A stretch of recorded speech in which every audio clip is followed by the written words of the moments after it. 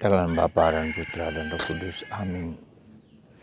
Allah yang penuh kasih, terima kasih. Kami Kau sadarkan kembali bahwa kami adalah orang-orang berdosa, orang rapuh, orang yang lemah, orang yang tak berdaya tanpa Engkau. Bantu kami ya Bapa, seperti Paulus menyadari diri sebagai orang yang sangat berdosa. Semoga kami disadarkan kembali akan kenyataan akan keberdosaan kami di setiap tahapan kehidupan kami. Kami juga mohon bantuan Bunda Maria yang suci, yang murni, yang tanpa noda, membantu kami untuk berjalan mengikuti putranya Yesus. Berkat bantuan kami kuat. Berkatilah kami semua ya Bapa, demi Kristus Tuhan dan pengantara kami. Amin. Saudaraku terkasih dalam Kristus, hari ini saya mengutip kata-kata dari Santo Paulus bahwa surat Paulus kepada Timotius, kepada murid yang ia sayangi dan ia cintai. Hendaklah kamu tahu bahwa Yesus datang untuk menebus kita dari segala dosa-dosa kita. Dan di antara orang yang berdosa itu, akulah yang paling berdosa. Tetapi justru karena aku paling berdosa, maka Tuhan mengasihani aku. Saudaraku terkasih dalam Kristus, sejauh mana kita mengakui, menerima, mengerti, memahami bahwa kita sungguh-sungguh berdosa. Kita memiliki kelemahan, kerapuhan yang seringkali menjadi dasar bahwa kita melakukan dosa, kemarahan, kesombongan, kemalasan, iri hati, ya, cabul, serakah, kikir. Dan itulah yang menjadi dasar kita harus menyadari sungguh-sungguh. Ketika kesadaran akan keberdosaan, kerapuhan itulah yang membuat kita bersandar kepada penyelamatan Yesus Kristus. Karena itu dalam tradisi kita ada doa singkat yang selalu diulang-ulang. Dikatakan, Tuhan Yesus, kasihilah aku orang berdosa ini. Tuhan Yesus Kristus, kasihilah aku orang berdosa ini. Ya. Karena itulah saya menganjurkan di hari-hari ini, di saat-saat ini, kita mendaraskan dan atau merapalkan doa singkat ini. Tuhan Yesus, kasihilah aku orang berdosa ini. Sekali lagi, ketika kita menyadari keberdosaan itu, tidak berarti kita akan menjadi lesu, menjadi tidak berdaya, tetapi justru keberdosaan di dalam Tuhan. Nanti Tuhan akan kita bersandar hanya kepada Tuhan. Bersandar pada kerahiman, bersandar pada kemuliaan, bersandar kepada kekuatan Tuhan. Dan itulah juga dalam doa Koronka, doa kerahiman ilahi. Sabda ini yang terus didengungkan kepada kita. Yesus yang mengorbankan nyawa, mengorbankan hidupnya untuk menyelamatkan kita dari dosa. Semoga saudaraku terkasih, kita seperti Paulus paling tidak menyadari keberdosaan kita dan bersandar kepada kekuatan Tuhan. Jadi dua hal ini harus menjadi pokok perhatian kita. Keberdosaan kita, tapi dalam keberdosaan kita itu seperti Paulus, Tuhan berbelas kasihan mengasihani dia dan kita semua. Nah, itulah juga yang menjadi fondamen, dasar dari bacaan Injil hari ini.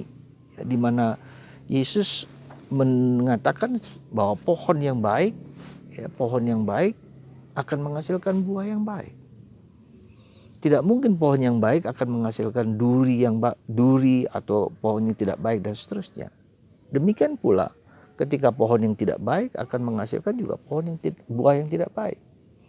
Suatu simbolisme, suatu perumpamaan yang mengatakan kepada kita, pertanyaan kita, apakah kita sungguh-sungguh merupakan pohon yang baik? Seluruh diri kita, seluruh tubuh kita, seluruh raga kita, seluruh pikiran kita baik semua? Juga tidak. Ya, nah, kerap kali kita tidak hanya menghasilkan buah yang baik, tapi juga buah yang tidak baik, banyak hal. Jadi kita itu kombinasi dari tidak seluruhnya menjadi pohon yang baik, ya, tetapi juga pohon yang baik, yang setengah baik, katakanlah dalam perumpamaan lain Yesus mengatakan seperti tanah yang ada batu-batunya, yang ada duri-durinya, yang ada sungguh-sungguh batu, ya tidak ada tanah sama sekali. Bisa juga keras kepala, orang yang sombong, orang yang angkuh. Nah, saudaraku terkasih dalam Kristus, mari kita menyelidiki, memahami sungguh-sungguh bahwa kita adalah pohon yang tidak seluruhnya baik, ya, tidak seluruhnya jahat juga, tapi merupakan kombinasi antara kebaikan dan keburukan dalam pribadi kita masing-masing. Nah, disitulah kita melihat kehendak kita untuk menjadi lebih rendah hati, ya, untuk terus-menerus mengakui keberdosaan, menjadi lebih rendah hati.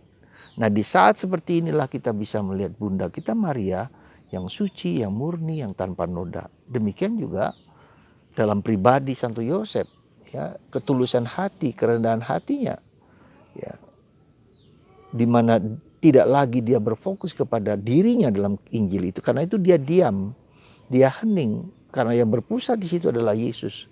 Demikian juga Bunda Maria, yang berpusat di situ adalah Yesus, bukan dirinya. Nah, itu kita lihat dalam perkawinan di Kana. Ya, jadi disitulah kita lihat dalam hidup kita ini bukan aku yang paling penting, bukan hebatanku, bukan kekuasaanku, bukan kekayaanku, bukan egoku, tapi Tuhan sendiri. Nah, sejauh mana kita berusaha, Anda dan saya juga terus berusaha. Semakin lama saya semakin sedang mendalami tulisan dari Santa Teresa dari Avila, di dalam tahapan-tahapan kita, tahap doa pertama, kedua, dan ketiga, dan seterusnya, di situ ada godaan besar dari iblis yang ingin menjatuhkan kita dalam dosa, entah dosa kesombongan, justru juga di dalam hal-hal yang rohani, yang nampaknya rohani pun, yang nampaknya bagus sekalipun, tersembul motivasi-motivasi yang tidak bagus di sana. Maka mari saudaraku terkasih, semoga Roh Kudus, Roh Allah membuka mata kita, membuka hati kita, dan menunjukkan kepada kita dosa-dosa yang masih banyak yang harus kita akui di hadapan Tuhan, yang mohon kita disembuhkan, dibersihkan dari kuasa-kuasa yang tidak bagus, dari kegelapan, dari dosa dan kelemahan. Mari seperti kata Santo Paulus, aku adalah orang yang paling berdosa dari semua orang yang berdosa, dan karena itu aku dikasihani. Mari saudara, supaya belas kasihan Allah melimpah dalam diri kita, kita mengakui dosa-dosa kita. Tuhan memberkati Anda semua dan kita semua. Satu lagi saya ulangi kembali, mari dalam doa-doa kita berdoa untuk bayi-bayi yang diaborsi, kita berdoa untuk jiwa-jiwa di api pencucian, supaya mereka semua atau orang-orang berdosa, orang-orang ateis, juga termasuk orang-orang LGBT, ya. Nah, mari kita berdoa untuk orang-orang berdosa ini apapun juga, ya, supaya Tuhan sendiri yang membuka dan mengubah hati mereka. Yang kita tahu Tuhan mencintai mereka dan mencintai kita semua. Mari kita bawa dalam hati Anda orang-orang yang berdosa ini, orang-orang yang jauh dari Tuhan. Bantu mereka dengan doa-doa Anda semua. Dan Tuhan akan menyelamatkan mereka juga. Allah Bapa di surga, berkatilah kami semua orang-orang berdosa ini, orang-orang yang rapuh, orang-orang yang lemah, yang sering jatuh di dalam banyak hal. Semoga kami Kau kuatkan, Kau teguhkan, Kau beri rahmat berlimpah di dalam hidup kami masing-masing. Tuhan, ampunilah segala dosa-dosa kami semua, berkat kemurahan dan kerahiman-Mu, dalam nama kuasa, dalam kuasa, dan dalam nama dan kuasa Allah Tritunggal Maha Kudus, berkat Tuhan Bapa, Putra, dan Roh Kudus. Amin.